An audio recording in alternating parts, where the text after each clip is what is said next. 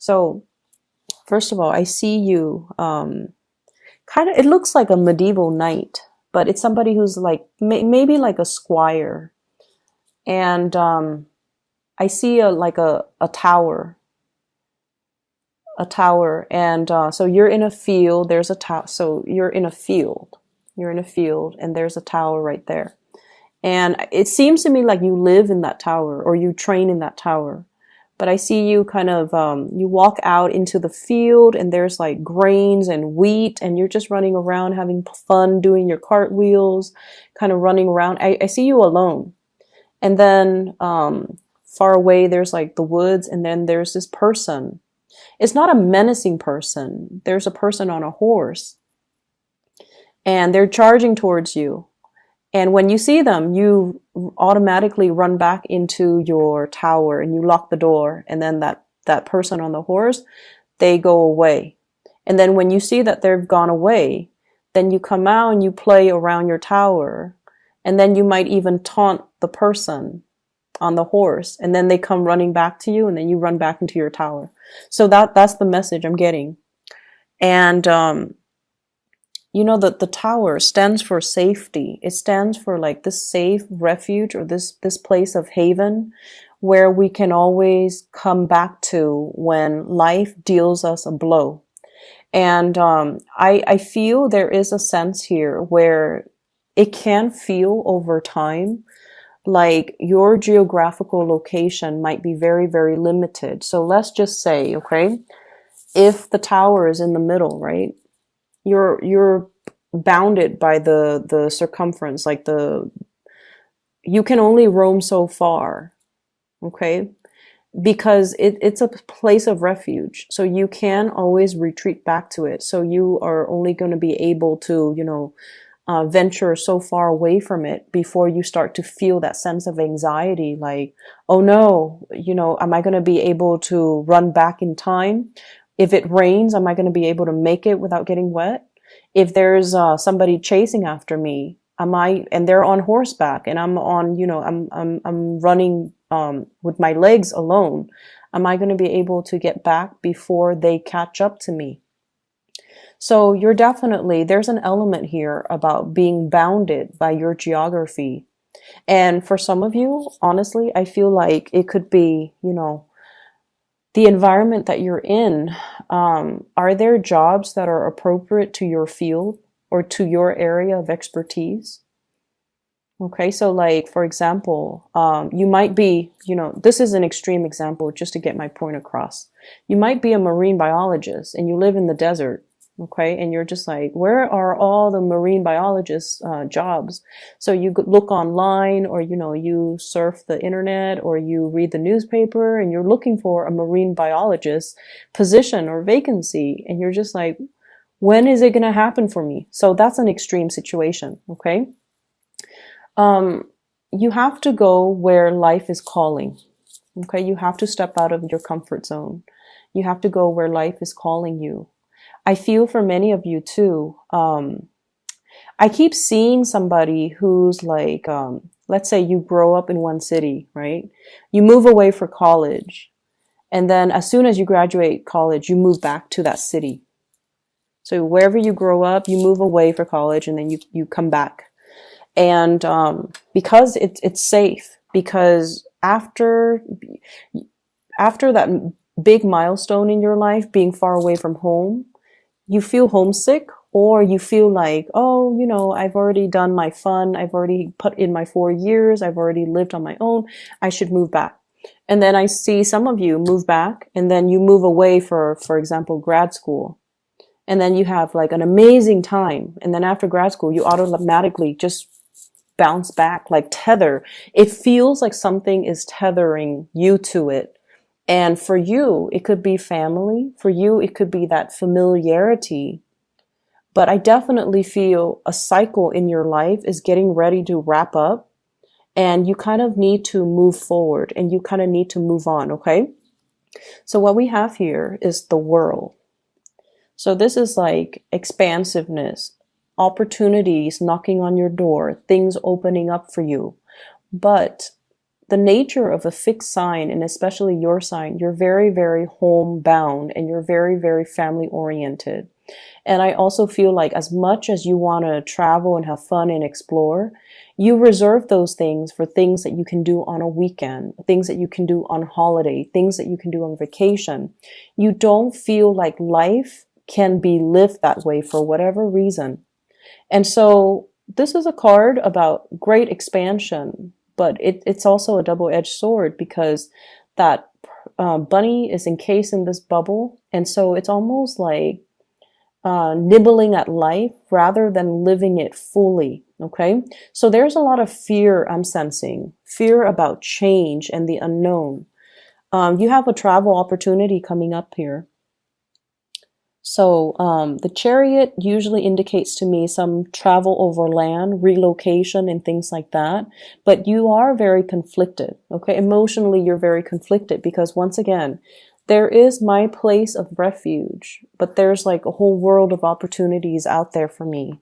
And so I feel like the time period where you are keeping yourself, within like that 10-mile radius, kilometers, whatever you want to call it, there is a radius.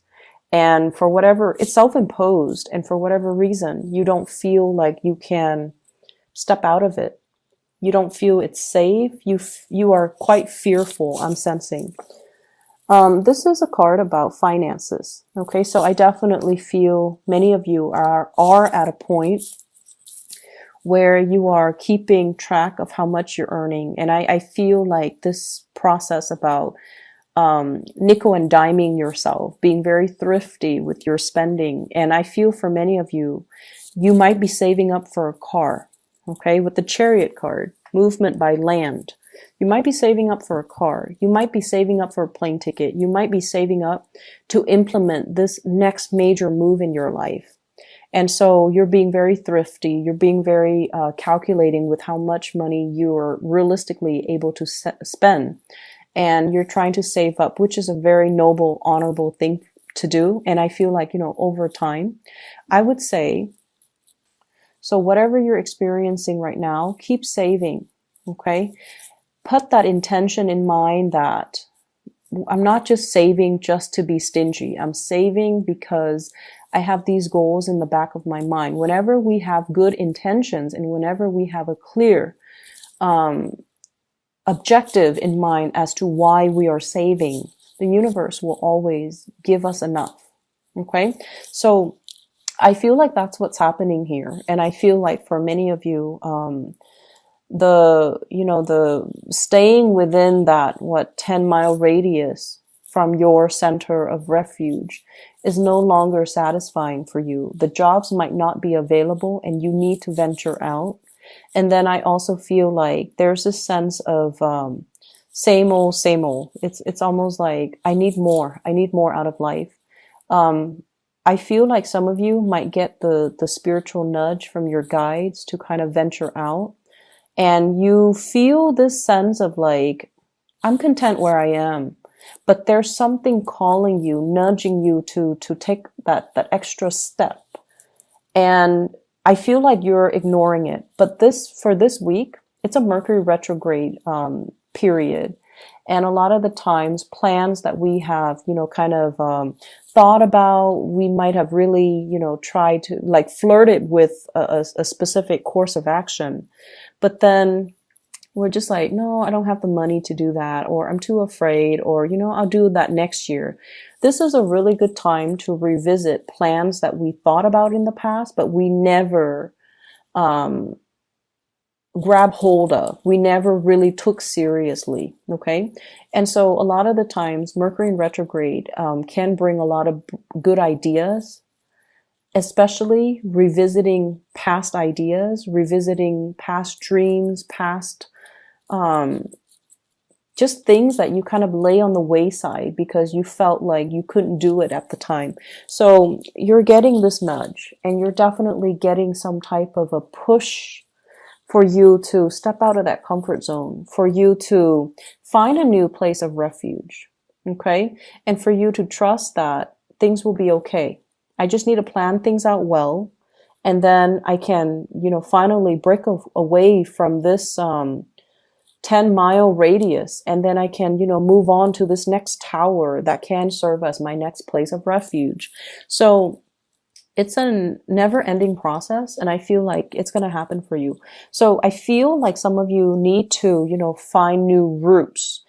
Every time I see this card, this is the Eight of Cups, moving forward, okay? I think of like the dandelion. It's like blown in the wind, and then it carries a seed, right?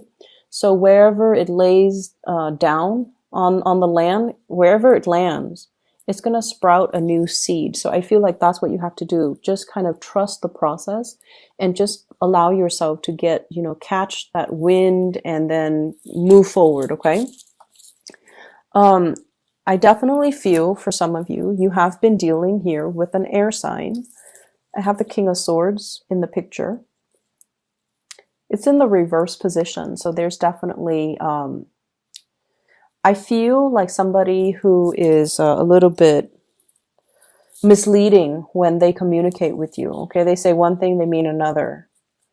And I also feel like this is somebody, I'm feeling like there's a fantasy built up around this person. So let's get married. Let's have a family. Let's have a child. Let's get engaged. Let's move in together. For whatever reason, there was this big, big, grandiose fantasy built around this person. And so air signs, Aquarius, Gemini, and Libra. And I also feel like they might have another relationship. And there might have been talks even, I'll leave my spouse, I'll leave my wife, or I'll leave my husband, and then we'll start a new life together. Just wait on me and, give me more time, give me more time. So that's an extreme sense, but I do see those conversations between you and a person. And I feel like this is the month where you realize that they're keeping you very tethered. They're kind of like that tower. They draw you back, but they really hinder your growth, okay? Or the fantasy that you have is really hindering all the other opportunities that you can have out there. Because what I saw earlier was, it's like a grassy field, like a field of wheat, and it's a tower. And like, who lives in a tower, right? Doesn't seem like it's very homey or very comfortable. And it seems a little bit isolating because I see you playing outside by yourself. And so it can feel a little bit lonely in this relationship, I feel, even though you feel like this person will protect me. They're kind of like that fortress of strength and stability, but it just doesn't feel to me like you are 100% happy. And then I also feel like for some of you, there are like contract jobs, okay? It's like let's say the job contract, there's a company that is retaining you, and they give you projects that last like 3 or 4 months at a time. And then, like when you are in the midst of it, or when you land that contract, it gives you this really big emotional high. And then 1 month right before the contract ends, you get into this sense of anxiety, like, oh my gosh, where's my next paycheck going to come from? I have to scramble.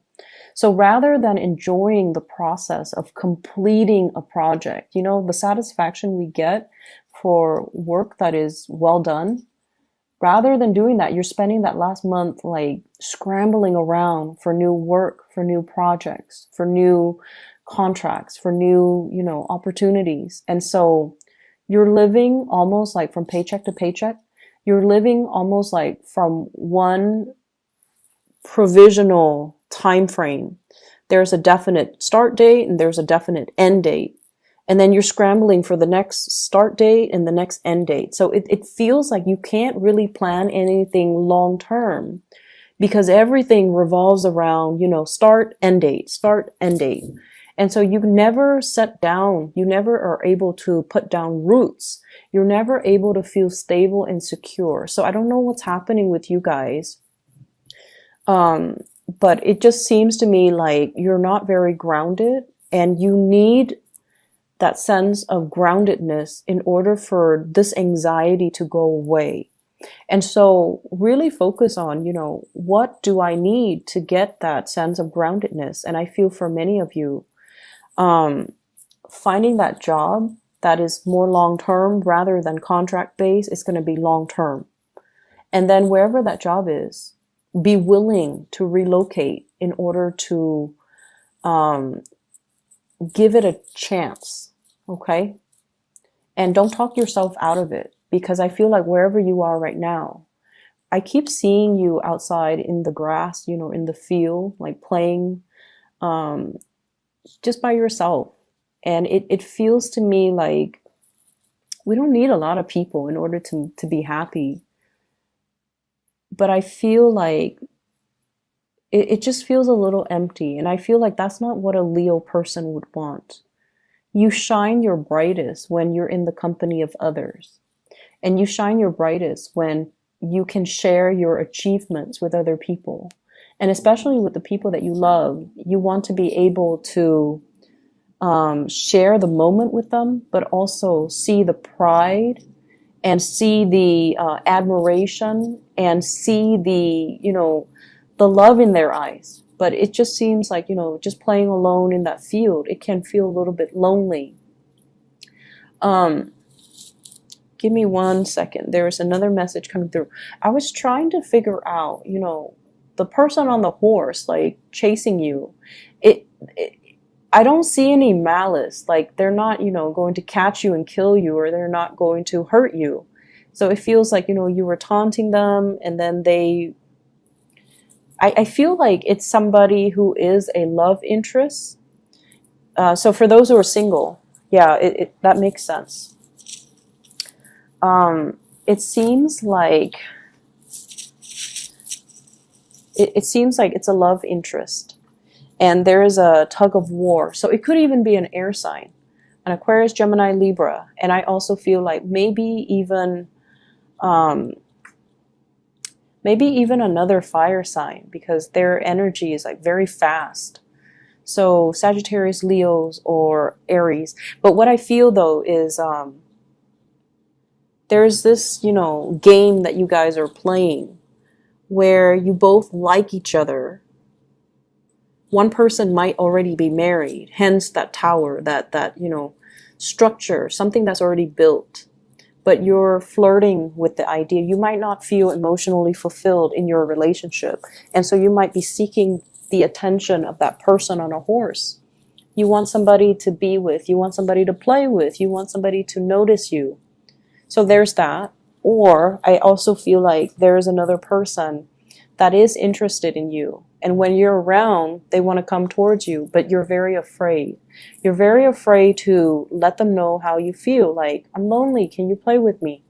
You're very afraid to let them know that I'm not 100% happy here. Can you take me away?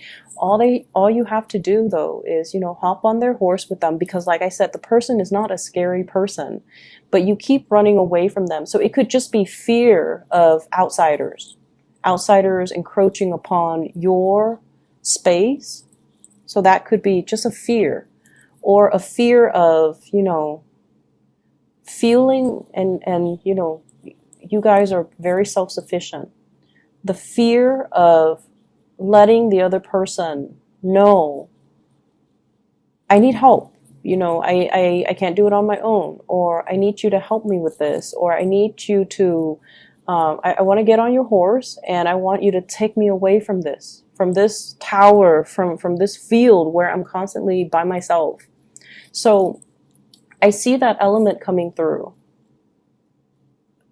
And you have to make some changes. I feel like there is some bigger message here. I feel like the way it came out, it seems like your guides are trying to cushion the blow a little bit by sugarcoating the message.